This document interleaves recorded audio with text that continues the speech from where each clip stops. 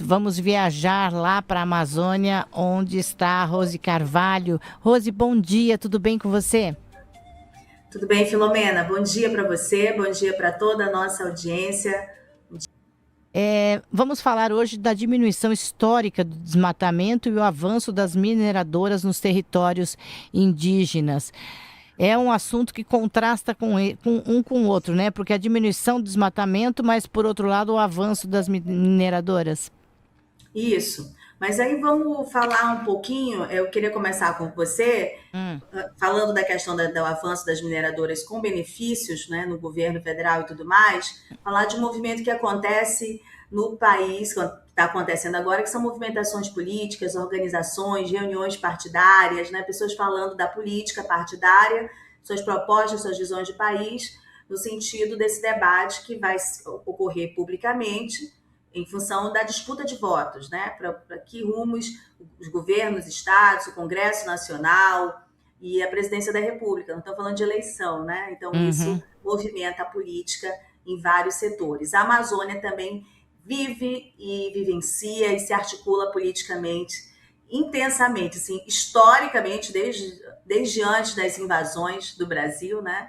Quando a partir daí passou a se chamar Brasil, então já havia uma grande movimentação política das populações indígenas tradicionais, originárias, e os arqueólogos trazem na história, e elas permanecem agora em função também da resistência desses povos. Então, eu gostaria de registrar hoje duas movimentações que aconteceram de forma recente aqui durante esse mês de julho, do povo Cocama, no Solimões, e do povo Mura no Rio Madeira, né? Em condições diferentes, em regiões diferentes, com características diferentes, são povos com culturas diferentes, e essas regiões também têm características diferentes, mas eles se reúnem, lá os Cocama com cerca de 500 a 600 Cocamas, a nossa produção está colocando agora imagens para quem acompanha pelo YouTube aí na tela, da abertura desse evento muito bonito que aconteceu com a presença da presidenta da FUNAI, também com representantes do Ministério dos Povos Indígenas e várias lideranças cocamas lá do Alto Solimões.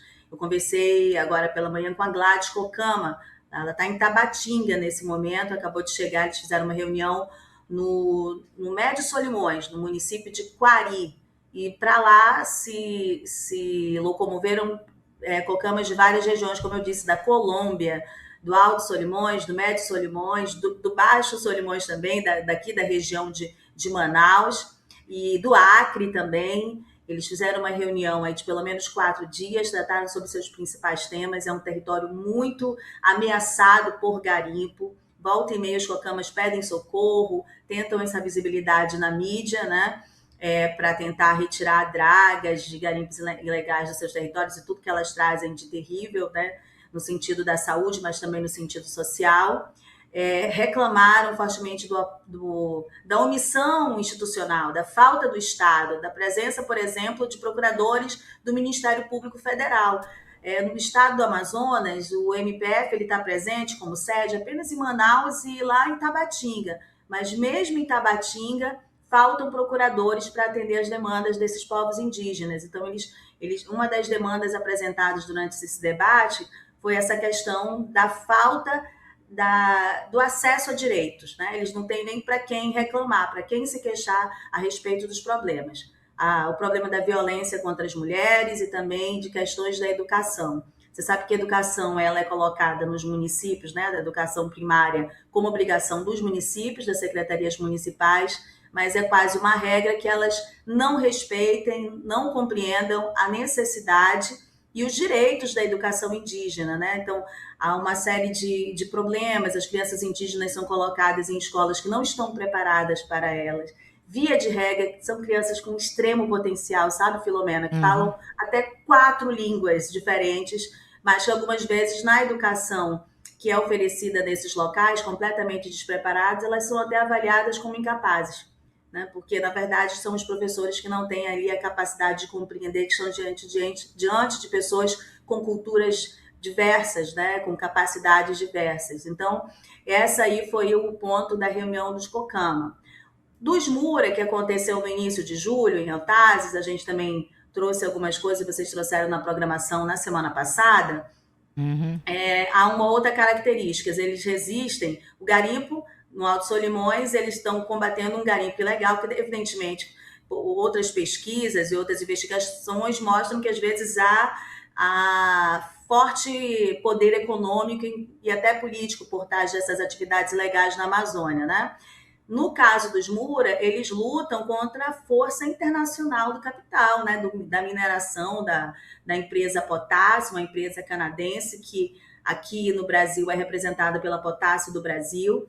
Então, eles lutam há 20 anos na FUNAI, solicitando ao governo brasileiro demarcação dos seus territórios que foram fragmentados ao longo da história. Uma série de violências esse povo sofreu.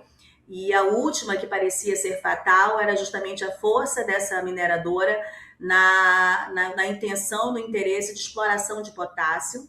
A aldeia Soares, que fica em Altazes, e o Lago Soares, que é um lago ali de significado ancestral para esse povo Mura, e de significado, inclusive, da condição e da forma atual de vida deles. Eles pescam, eles vivem no lago, banham, as crianças se banham no lago, elas têm conexão com esse lago, mas abaixo desse lago, em outra parte do território, há já identificada a maior mina de potássio do mundo. Acendeu um grande interesse do governo brasileiro, na pessoa, por exemplo, do vice-presidente Geraldo Alckmin. Ele esteve em Manaus algumas vezes defendendo que se acelerasse, se efetivasse essa exploração de potássio, e sem falar, sem tocar no ponto crucial, que é num território indígena não demarcado. Pelo fato do Estado brasileiro não ter demarcado esse território, as concessões avançam, o licenciamento pelo órgão estadual, que é considerado irregular pelo Ministério Público Federal, né?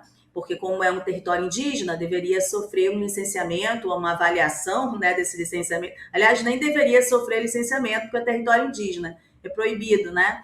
Mineração em território indígena, ela tem outras características. Mas eles se valem da questão que não é um território formalmente demarcado, está em luta por demarcação, conseguiram uma série de licenciamentos no órgão estadual, que o Ministério Público Federal considera irregular, que foi feito sem consulta prévia, livre, informada, como garantem as convenções internacionais, e que o próprio processo de licenciamento, ainda que não fosse um território indígena, ele apresenta alto risco ambiental para o estado do Amazonas. Assim, para ter uma ideia, um exemplo simples desses problemas que são apresentados, que são vários, é que o rejeito dessa extração de potássio, ele seria depositado numa área aberta, próximo ao Rio Madeira. Esse local, ele é muito próximo aonde desemboca o Madeira, vamos dizer assim, o Madeira finaliza, e ele é um braço do rio Amazonas, né? Do rio Amazonas, que é o maior rio, que é a base, né, dessa bacia hidrográfica toda. Então, esse rejeito ficaria exposto numa área que é de várzea. O que é uma área de várzea? O rio sobe e desce, né? Com a frequência, com a sazonalidade deste ano, que é uma área de chuva, né? A Amazônia é uma área de chuvas intensa. Você imagina um local de rejeito a céu aberto e esse sal exposto. O que vai acontecer? Por óbvio, né? Vai ser uma grande contaminação de um rio, que é um eixo principal dessa região. Então, essas questões, elas não foram avaliadas de forma segura, da forma como deveria ser feita. E esse é um dos problemas apresentados aí na Justiça, que há esse impasse, mas que há uma série de liminares que, evidentemente, pela força jurídica que tem o dinheiro e os indígenas não têm, né? Na Justiça, o acesso à Justiça deles é muito mais complicado. Então, é importante destacar que são duas populações que sofrem grandes violências, né? E ausência do Estado.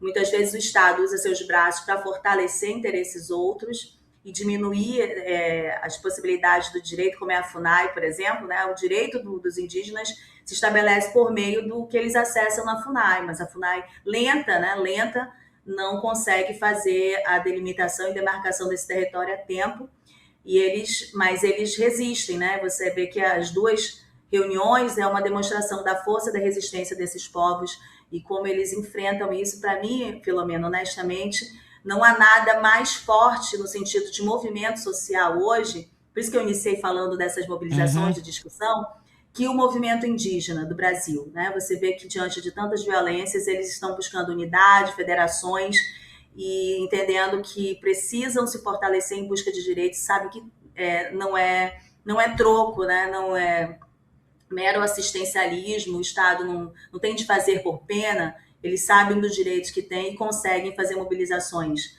com a mídia nacional e internacional para pressionar a respeito do direito que tem, de fato, né, já garantido na Constituição.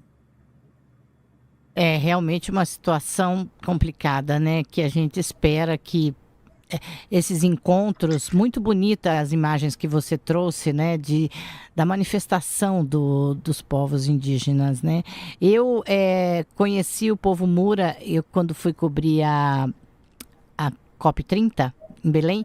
Por acaso fiquei num apartamento, porque estava muito difícil você conseguir uma moradia, um lugar para ficar, e eu consegui um apartamento. Nós ficamos em 7 e tinham 3 indígenas, um pataxó e 2 do povo Mura. Então conversei muito com eles e acompanhei a luta deles contra as mineradoras. 2 indígenas, são irmãos que percorrem vários locais do país, eles vão até para fora do país para levar essa mensagem. Muito guerreiros, muito batalhadores. Foi assim uma convivência de 10 dias que foi um aprendizado para mim, viu? Verdade, é sempre um grande aprendizado, vale muito mais que muitas faculdades a convivência com essas populações, né? A gente compreende a dimensão do que a gente vive aqui, do que é esse país, né? Uhum. Bom, Filomena, e o contraponto a toda essa resistência indígena e contra o que eles estão lutando, a gente pode ter um recorte numa publicação que foi feita pelo Observatório da Mineração, foi publicado esta semana, que é a dívida de mineradoras com a União, que ela chega a 73 bilhões de reais. 73 bilhões de reais. Aí envolve dívidas tributárias, né? Impostos que essas mineradoras não pagam ao governo brasileiro, dinheiro de trabalhadores, não depósito do FGTS, por exemplo, e royalties. Inclusive, parte desses dados é feito com a captação junto à Associação Brasileira de Municípios Mineradores. Esses municípios cobram, portanto, royalties dessas mineradoras. O que seriam os royalties? Seria uma forma de compensar, né? Todos os efeitos, danos, enfim, né? Mitigar os problemas que causam as extrações desses minérios, e alguns deles, muitos deles, né, ambientais e sociais, são bem conhecidos nossos e da nossa audiência. Aí veja que, diante dessa dívida, tramita no Congresso, segundo esse levantamento e estudo feito pelo Observatório da Mineração, novos projetos de benefício de parcelamento de dívida, de perdão de dívidas, de outros benefícios a essas mineradoras. Veja a forma como elas são tratadas, né, diante dos interesses, por exemplo, de populações que passam, como os indígenas, de trabalhadores, como que foi o debate da escala 6x1, né? O que foi, não, o que está sendo isso ainda. Que eu ia falar, o que foi, não, continua, ainda não está sendo, né, ainda continua não sendo, né, então... E acho que antes da eleição esse assunto não vai ter um fim, não. Então, exatamente. É um contrassenso, então, acho né? que é os dois lados que a gente precisa observar, né? Como essa população, ela não está invisível, ela está ativa, mas também como não está invisível a atuação pelos interesses desses grandes empresários, dessas grandes indústrias de mineração no Congresso Nacional e no Judiciário também, né, brasileiro. Exatamente. A Rose Carvalho, que está com a gente toda semana, 2 vezes por semana, trazendo a Amazônia aqui para a gente. É muito bom ter você aqui para a gente ver que a Amazônia está mais perto, ela fica mais perto da gente quando você fala aqui. E eu vou sempre admirar os seus brincos, venha cada dia com brinco, para a gente conhecer também esse artesanato indígena que é muito bonito, né, Rose? Obrigada por hoje. Já fico com o compromisso de, quando for a São Paulo, levar para você um brinco aqui das artesãs indígenas. Nossa, vou adorar. Obrigada. Até a próxima. Até a semana, então.